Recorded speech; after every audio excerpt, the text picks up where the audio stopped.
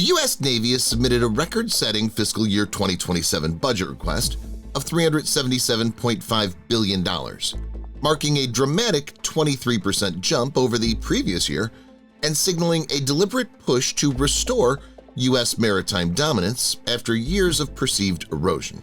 The proposal is part of President Donald Trump's $1.5 trillion defense topline. It's explicitly framed as a generational investment to shift the Navy from a peacetime posture to a warfighting posture. Historic top-line growth. The Department of the Navy's FY 2027 President's Budget request totals $377.5 billion, more than $70 billion higher than the enacted FY 2026 level and roughly 23% growth year over year. Senior Navy leaders describe the submission as a strategy-driven budget, not an incremental plus-up, but a deliberate attempt to buy out capability at scale in a narrow window when the United States is still able to shape the maritime balance. This Navy topline sits inside a $1.5 trillion national defense request, the largest of the Trump era, and gives the sea services the biggest single slice of the Pentagon's FY 2027 funding. In public briefings, officials have framed the request as the financial backbone for the administration's Golden Fleet Initiative and broader Maritime Action Plan, which are meant to rebuild American shipbuilding capacity and naval strength after decades of contraction. The Golden Fleet and Shipbuilding Surge.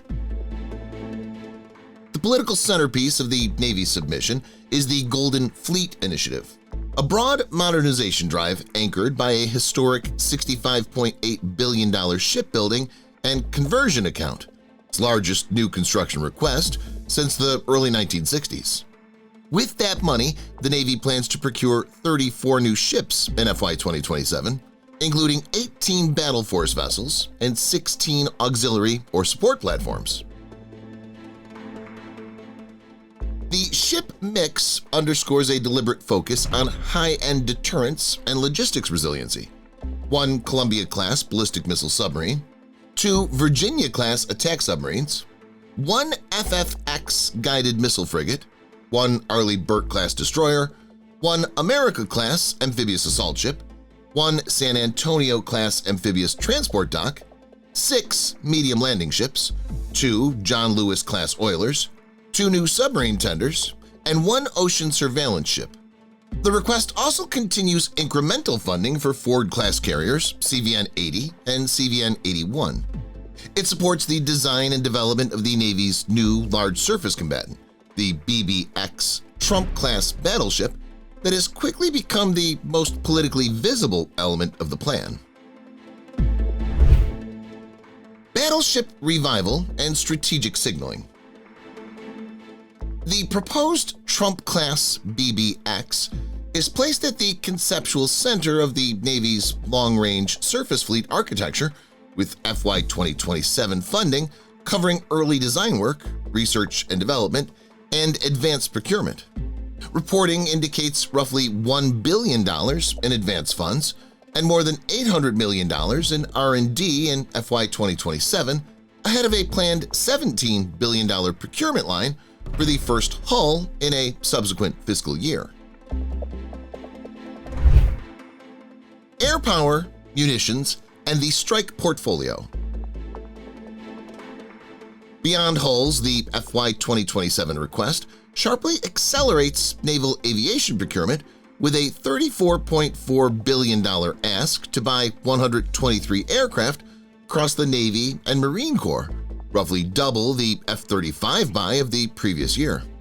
The package includes 47 F-35s, a mix of carrier-capable F-35C and Marine Corps F-35B variants, 12 P-8A Poseidon maritime patrol aircraft, 6 E-2D Advanced Hawkeye airborne early warning planes, 22 CH-53K heavy-lift helicopters, and a range of MQ-25 and M9 unmanned systems and support aircraft.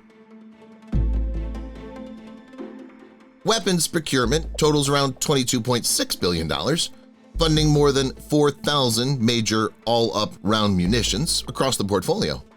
Key lines include Standard missiles, tactical Tomahawk cruise missiles, and Patriot PAC-3 interceptors, as well as continued investment in emerging systems like maritime fires complexes and novel counter-air and counter-ship weapons. Readiness, research, and operations.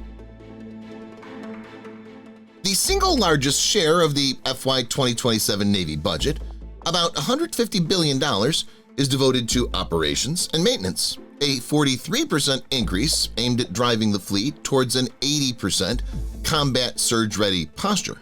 Funding will support ship and aircraft maintenance, training pipelines, deployment costs, and flight hours, with a specific focus on reducing maintenance delays that have kept key warships pierside for extended periods in past years. On the technology side, the Navy is seeking $36.2 billion in research development, test, and evaluation to preserve a qualitative edge in undersea warfare, long-range precision strike, integrated air and missile defense, and emerging domains such as autonomy and electronic warfare. Officials describe these investments as critical to outpacing adversary advances rather than simply matching Chinese and Russian capabilities in areas like hypersonic weapons and unmanned systems. People, Marine Corps, and quality of life. Personnel funding accounts for roughly $70.1 billion of the FY 2027 request, supporting a combined Navy and Marine Corps active duty end strength of about 621,500 sailors and Marines.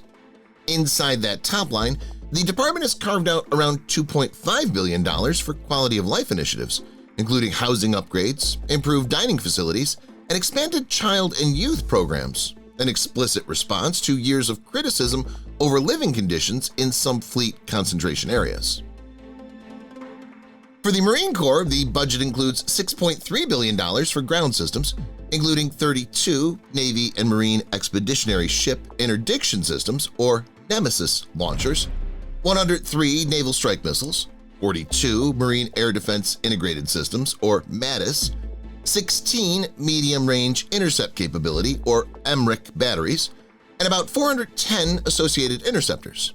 These investments align closely with Force Design 2030 concepts, emphasizing distributed anti-ship fires and organic air defense to enable maritime littoral regiments to operate inside contested maritime zones. A defining test for U.S. sea power. In aggregate, the $377.5 billion FY 2027 request represents the most ambitious single-year naval buildup plan in more than half a century, combining high-end warships, expanded air power, deep munitions magazines, and substantial readiness and personnel investments. It's also a test of whether the United States can still translate political intent and appropriated dollars into real deployable sea power at the pace required by a fast-closing window of maritime advantage. If Congress approves something close to the Navy's proposal and industry delivers, the late 2020s could mark the start of a golden fleet era in which U.S. naval forces regain clear overmatch in key theaters. Not, the FY 2027 request may be remembered less as a generational inflection point than as a high watermark. This record has revealed the limits of American political will and industrial capacity in the age of great power maritime competition.